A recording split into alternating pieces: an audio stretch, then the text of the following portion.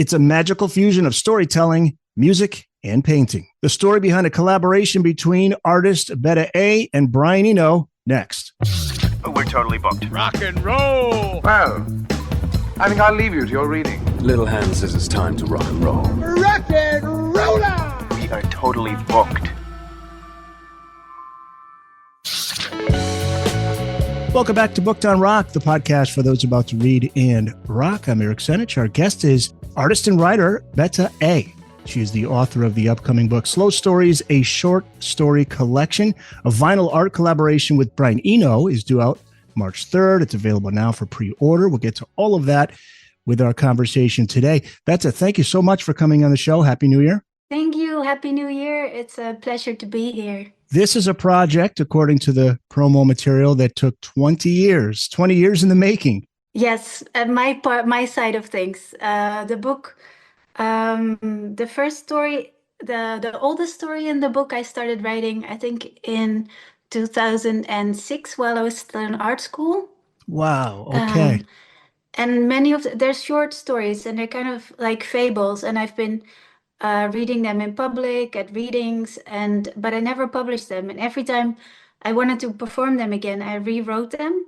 And I forgot bits and new bits came up. So they've emerged really, really slowly until they kind of solidified into a final form. And that's what we're publishing now with Slow Stories. And that's what I want to get into now. I'll lead the question with a quote that you also have in that promo. And you say, quote, "As I developed these stories during 2 decades, rewriting them from memory, they grew shorter. Strange details persisted and gained significance, while what once seemed like a central plot line or meaning disappeared. I ended up with stories that feel deeper than my ideas, simpler, more layered, and more surprising." The statement about strange details persisting and gaining significance, that's fascinating to me. Talk about that and the process that you went through in creating these stories. I think for a lot of people who make art, this will ring a bell. This process of where you might think, oh, I want to write a really serious novel about political tensions in a rich family, for instance. And then you keep writing about this neighbor. The neighbor keeps popping in and you think, why am I writing about this neighbor? What is the significance of this neighbor who keeps talking about their cat? And before you know it, you have half a novel, which is about some neighbor with a cat. And then 5-6 years later, you think the real interesting stuff was in the things that I hadn't explored rationally yet. It wasn't my opinions that were interesting. It was my feelings that I was still investigating. And sometimes you're lucky and this investigation into your feelings leads to symbols and stories that other people can also relate to. And that has space for their experience. And I think a lot of music has that too. When you sing, for instance, Purple Rain, what are you singing about? What is the significance of this? It's not a rational thing, it's more of a feelings thing. So I think allowing these stories a lot of time to shape themselves allowed me to sift out my uninteresting opinions and let something bigger emerge that was way more interesting. And you say the stories take place in strange and imaginary towns and villages from pasts that never happened and futures that will never occur. These worlds exist without an elaborate background description, like islands in a misty sea. You also say that while making these stories that you discover the importance of leaving longer spaces. Can you expand on that? That was while making the record with Brian. So, and in the writing itself, I discovered that leaving things out can be very helpful for the reader to connect through their own imagination and their own visual imagery that they have in their mind. So if I describe a town and I say there was a church in the center of the town, that might already be enough for you to mentally go to some town that you visited once or where you grew up. So the more details you add, the more it becomes my story and the less you can have your own imagery in that. And Brian and I are very similar in that we like to leave a lot of room for audience in our art. And when I was reading the stories, he kept saying slower, slower, slower, until I felt like I was going really slow, keeping half a minute in between sentences. And then when I listened to it again, I thought, oh, half a minute is actually not so bad, because you can picture this town with the church and the bells and some mountains in the distance. So it taught me, working with Brian in that sense taught me that actually more empty space is better. Brian is on two of those tracks. Brian, of course, known for Roxy Music and producing U2 and David Bowie, Talking Heads.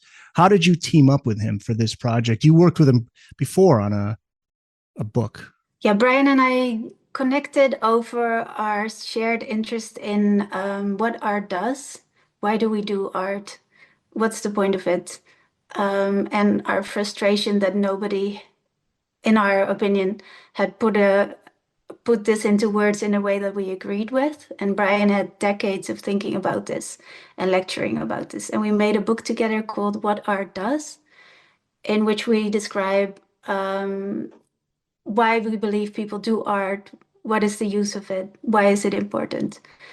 And we also collaborated on loads of things. So I would go to the studio, he might be working on lyrics, and I would help a little bit, not always successfully, but I was around. And he would help me sometimes with my stories, give some comments, we painted together. So this came about very easily, and my publisher, Unnamed Press, has released records for a while where they put one of the stories or poems that their writers do onto music on vinyl. So when I said to Brian I might do that, he said, well, let's do it today. Do you have a story ready? And of course we didn't finish it in a day, but we just got started. We started recording, looking through his archive, combining tracks, and it came together quite naturally. And you did mention the quote that he had where he told you slow, slower, even slower. Yes, more slow is the actual quote that's in the promo material. Why that approach? From a stylistic approach, why was that important? Brian had thought about this longer. So he had a plan to do this one day. So he already thought about this, and he said that he always wondered why audiobooks are so fast and why they don't leave space. And he always had this idea of there should be a format with music, very, very slowly read stories, and a lot of space for the music in between. And for the story and the music to be collaborative, and the music not too illustrative, and the story not too dominant. So when I sat down to read, I read in my normal, I'm doing a reading voice, which means you read at a decent pace. One of the stories starts with a girl was born in a village in a desert. So I would read it at this pace, and Brian would say slower. A girl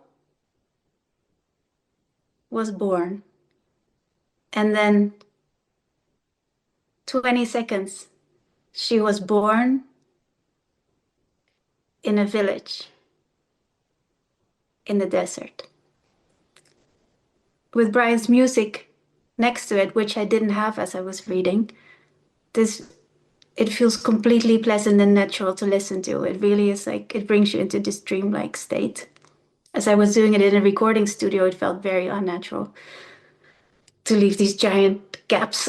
Because you're reading it without the music, you said. Yes. He added it after. Interesting. Okay. Yeah, we did put on some music at some point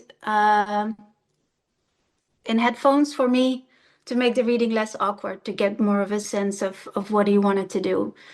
But that wasn't the piece that we used eventually. So once we had the recording, we started adding tracks. He has this great archive of music he's made. There's so much in his archive that he's never used. And he has this wonderful program that he made together with Peter Chilvers, where he can automatically shuffle, and it combines, for instance, 3 tracks. And because his music leaves so much room for Um,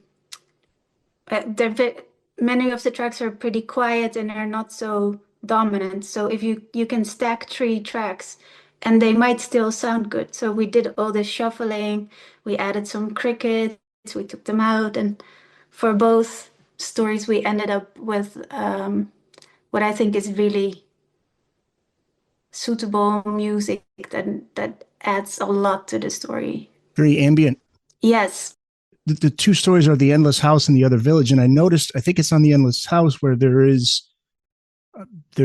music plus I'm hearing some other things in there. You mentioned crickets, but I'm hearing some other outside like natural sounds. Yes, that also Brian has a huge archive. And we just went through it. We played some stuff. We used tag words to search through the archive. Words like gloomy, echo, and then we just found sounds, and some of them I don't know the origin, but they just worked well. Did you recognize any sounds in there where you thought like, oh, this is... Yeah, I was trying to pick them out with my ears and my mind. It almost sounded like I thought I was hearing maybe a flowing river at one point. I thought maybe I was hearing birds, but they were combined to make this really beautiful sound together. You know, it was interesting. If you were to pull them apart, I'd be interested in hearing how many different things I'm hearing in there. Yes. Yeah. For me, it was also fascinating because I don't have a music background, and it's incredible to see Brian work, to be honest, because he has such a sense of what is going to work and what isn't. So whatever I would suggest, like, oh, shall we try this one? He would humor me and let me listen to it for a bit. And then I understood why it didn't work. But he has a really great sensibility for thinking, oh, we need a little... We usually talked in the language of color, like we need a little speck of pink here. And then we would add a little sound there. Well, the 2 stories are The Endless House and The Other Village. What are those stories about? Tell us about those. The Endless House is the one that starts with a girl is born. A girl is born in a house in a village in the desert. And when she sleeps and she dreams another room to the house into being. So the house where this little girl lives keeps growing. And the rooms that she dreams into being, nobody can enter them. So the endless house refers to this house where this little girl lives with her mother. And that's what the story is about this house that keeps on growing, and only the girl can enter those rooms. The Other Village is it's also about a girl. She sees one day she lives in a village, and one day in the distance she sees what looks like another village. And she tells her parents, and they say there is no other villages. And everyone in the town also tells her there is no other village. So this story is about this girl who tries to discover this other village. The funny thing is, when I sent that story around to my friends and my publisher, my family, one person came back to me and said, I love this story. It's about Trump's America. It's a critique of Trump's America. Another friend said, wow, is this story made as a warning that I shouldn't cheat on my husband? She thought I specifically wrote the story for her as a warning. And then another friend of mine said, I understand, as a scientist, I'm also critical of science, and I love how you put that in the story, that we as scientists always want to measure everything. And I thought, this is such a wild array of interpretations of this story, from Trump's America to criticism of science to don't fall in love with somebody else. And that's what I really like when that happens, when I write a story and people come back to me with interpretations that make no sense to me. That is the beauty of art. There are paintings by you and Brian, and there's the actual cover art here is beautiful. Who did the painting that's on the cover here? We did it together. Together? So, yeah. Yes. Yeah, So tell us about these. Unnamed Press is releasing the book as a bundle. And initially we wanted to paint the record sleeve because we've painted together before. I'm a visual artist, Brian is as well, and we enjoy painting together. And Brian has this incredible system for spray painting, a little bit like his music, a generative system. I'll explain it a bit more later. I wanted to paint the album cover, but then Brian said, and he was right, if people want to hang the album cover on the wall, they will have a loose record. So let's just paint something separate that they can hang on the wall. And we painted 444 canvas panels in his studio. And we used this spray paint technique that he developed where you use stencils and you kind of stack the canvases in different ways, and you use stencils and found materials to create shapes. You spray over it, you rearrange them. And I also made line drawings on them. And Brian was the one who had more of as always, a bird's eye view. And he would say, okay, let's try this. Let's shift those around. And I think we made about 700 or 800. And we stopped when we had 444 that we were found beautiful. Hey guys, we'll get back to the show, but first I want to tell you about an exclusive deal for Booked on Rock listeners. Get 15% off any purchase at oldglory.com. Over 300,000 officially licensed items covering music, sports, entertainment, and pop culture. Merchandise featuring legendary music artists like Bob Marley, The Beatles, Grateful Dead, Pink Floyd, Led Zeppelin, and many, many more. Go to oldglory.com. Make sure to use the promo code BookedOnRock. Also find a link in this episode's show notes, or just go to bookedonrock.com and click on My Deals. Art has been such an important part of your life. Your bio says you're from Amsterdam. You studied image and language at the, and I hope I pronounce this correctly, is it Gerrit Rietveld Art Academy of Amsterdam? Almost. The Dutch G is very difficult. Gerrit Rietveld. Oh, man. The okay. beautiful Dutch G. Right. Yes, Gerrit thank you. Rietveld Academy. Yes. Okay. You've published novels. You write short stories. You teach in art schools. And I feel that art is so important as a healthy way of processing our emotions. I always say if people picked up an instrument or a paintbrush or a pen and create rather than pick up a weapon, I think the world would be a better place. Brian Eno's bio talks about how he often does lectures trying to answer the question. You mentioned this. What does art do? What does art do in your opinion? We wrote a book together about this, which is based on Brian's lectures. And I'd been thinking about this for quite some time, especially as I started teaching art. How do you teach something when you're not really sure what it's for? So I started thinking about this a while back. And I think art has to do with feelings, and it's play, and it's on the opposite end of the spectrum of function. So art is a way, Brian says, play is how children learn, art is how adults play. And I think that's a great way of putting it. So making art is a way for us to investigate our feelings. And our feelings are really important. In our Western society, being rational is really emphasized. But we make most of our decisions based on feelings. You know, whether you like that colleague or not, or I don't want to live in this apartment, but I do want to live in that apartment, who you want to sleep with. All these things are based on feelings. You cannot think your way out of it.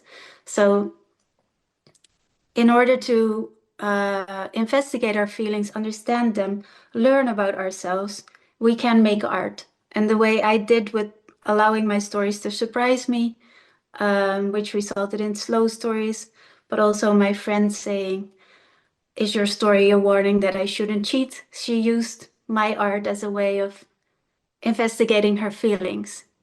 And I also teach together with Afghan poet Somaya Ramesh. I teach to Afghan women online, women in Afghanistan. And they are now under the Taliban, not allowed to do basically anything. And poetry and art is extremely important to them. And they say, without poetry, we wouldn't survive. And it made it so much more clear to me as well that we need art for our survival. In the hardest times, we turn to art, and you see it again and again that it gives us something that we can hold on to. It gives us some grip. It gives us a way to express our feelings, remember our feelings. It gives us a way to forget ourselves, to relax, to make a monument for something. And I also teach at the Art Academy in Amsterdam, as you just mentioned, Gerrit Rietveld Art Academy. And we facilitated an exchange between the Afghan women and the Amsterdam students at the Art Academy. And you can imagine that the difference in culture is significant. So on one hand, you have women in Afghanistan who have to secretly join the meetings, women who often are already married, often against their wishes, who are young, they have children, they're not allowed to work. On the other hand, you have Amsterdam art students who are maybe of all the art students in the world, the most wild and free type of art students. And it was incredible to see them connect through art. There was one instance where a French student, a very artistic boy with tattoos on his face, he connected with Habiba, an Afghan mother, and they connected through a fairy tale, a 200-year-old fairy tale from the Afghan province of Ghor. And they both loved that fairy tale. And the fairy tale was the bridge between them, so they could talk to people from such different cultures, connecting through this artwork. And yeah, I just believe that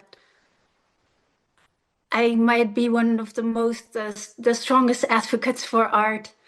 Like you say, like the world will be a more peaceful place if we gave it more space in our personal lives, and in general. So, is the ability to create art something that's innate in all of us? Is it something we're all born with, the capability to create art?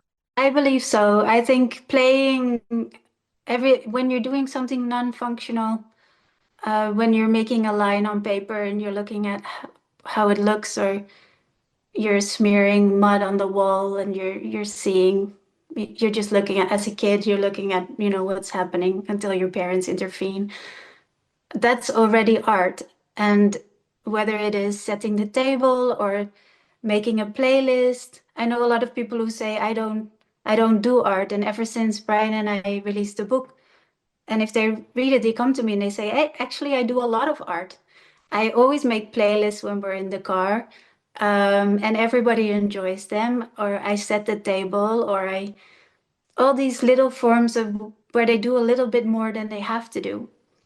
And better than anybody else that selecting music is also a creation of art.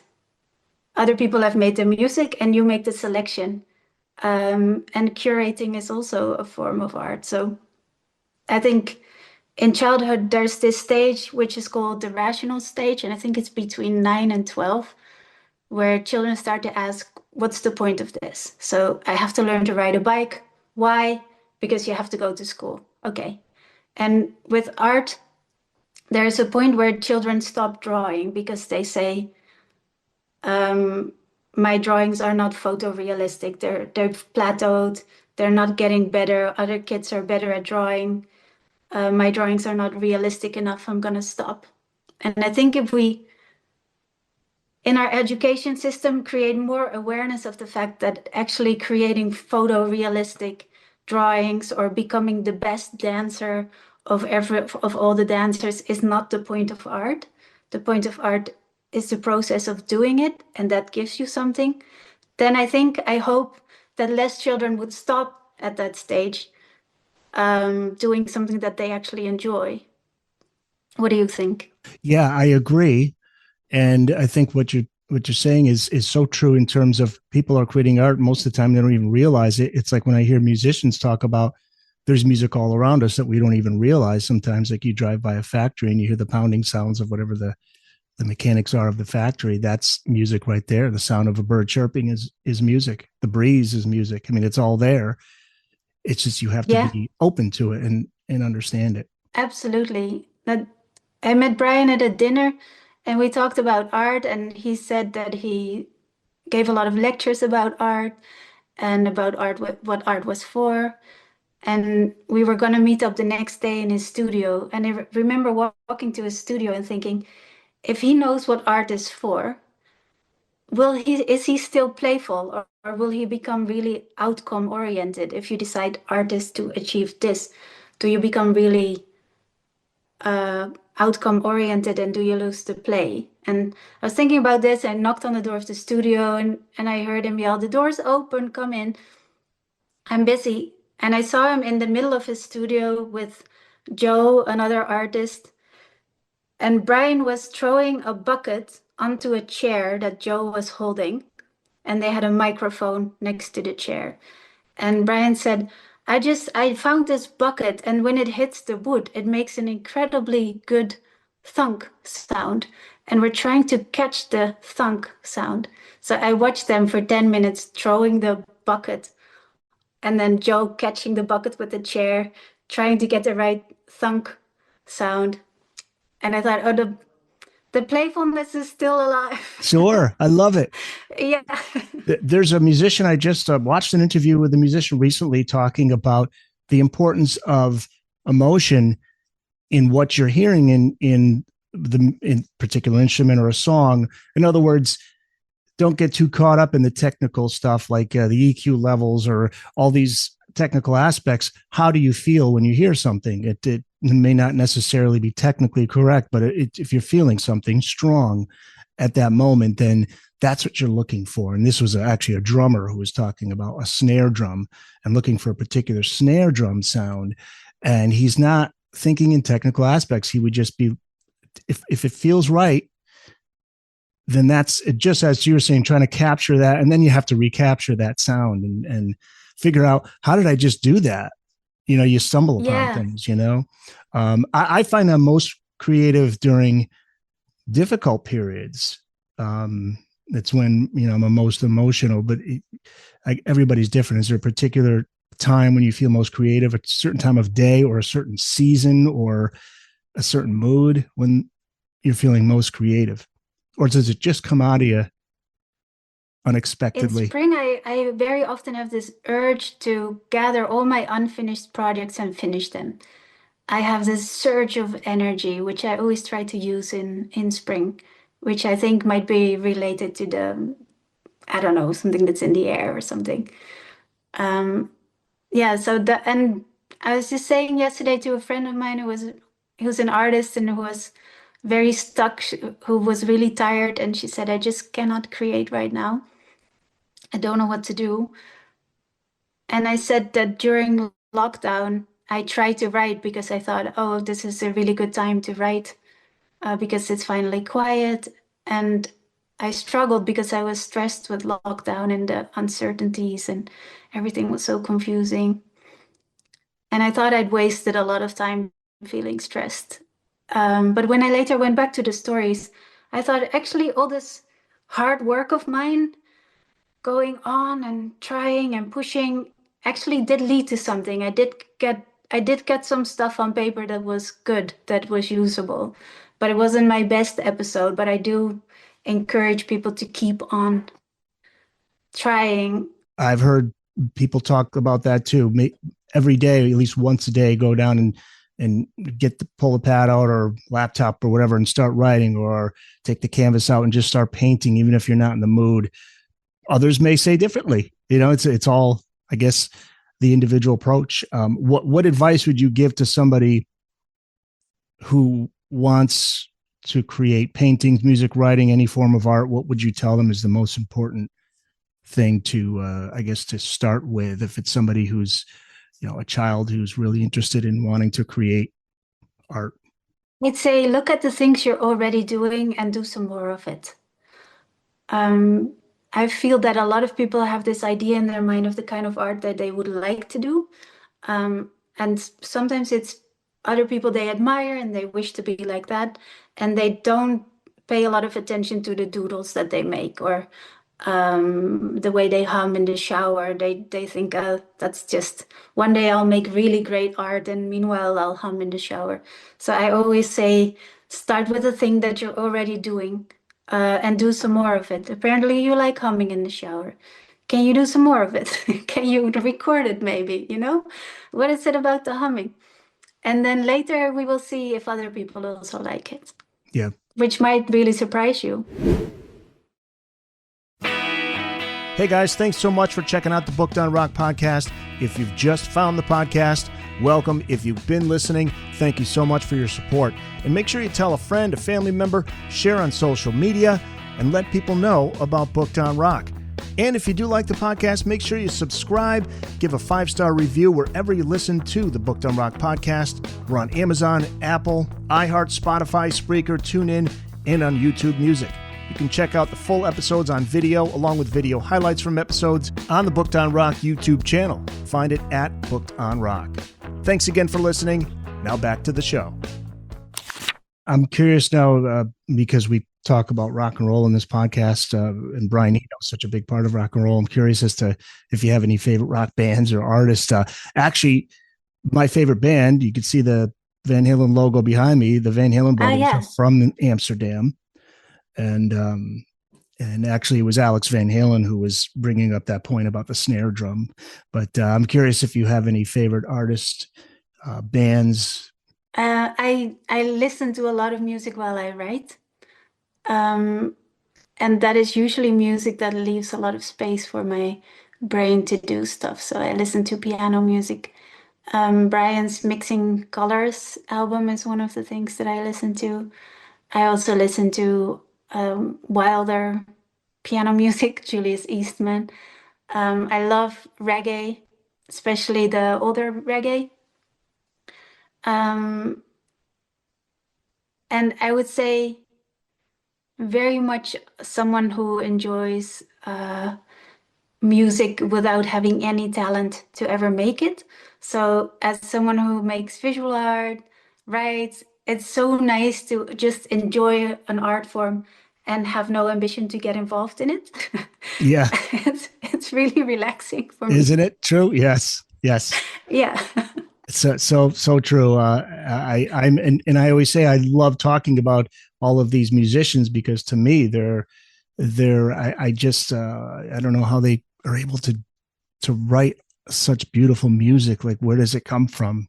But we all have things that come to us. I mean, I've been a writer most of my life and broadcaster most of my life, and a lot of things just like they come to me naturally in these areas. So I think with musicians and people like yourself, there are things that come more naturally to you.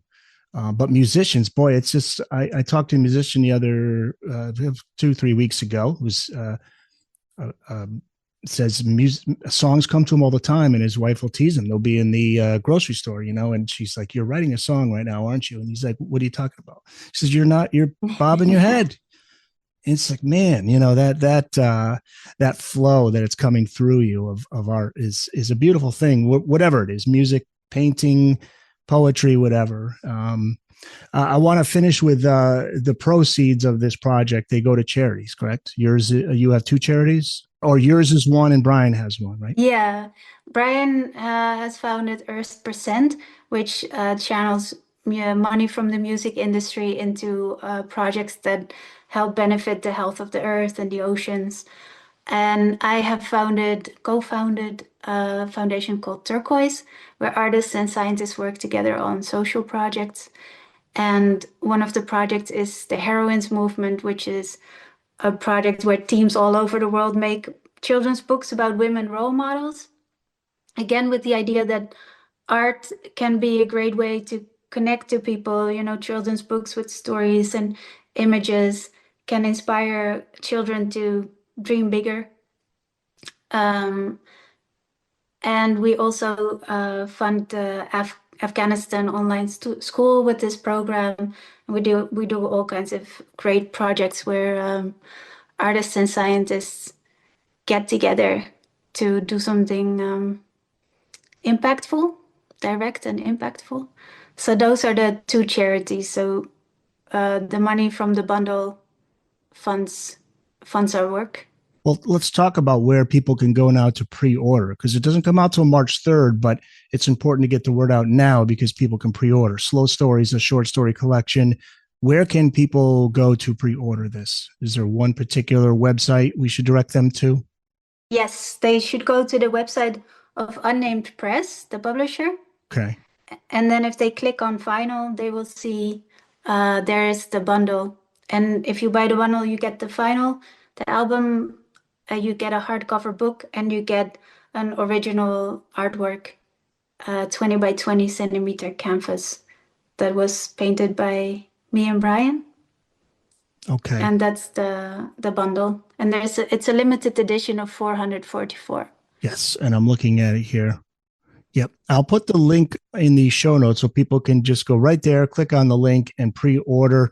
Bette A, thank you so much. This was a great conversation about my favorite topic, which is art and being creative. Thank you. I really enjoyed it. And the thing that I'm going to do when we hang up is find Van Halen and give them a new listen because I'm into it now. There we go. Thank you. And again, Happy New Year. Happy New Year. Thank you so much.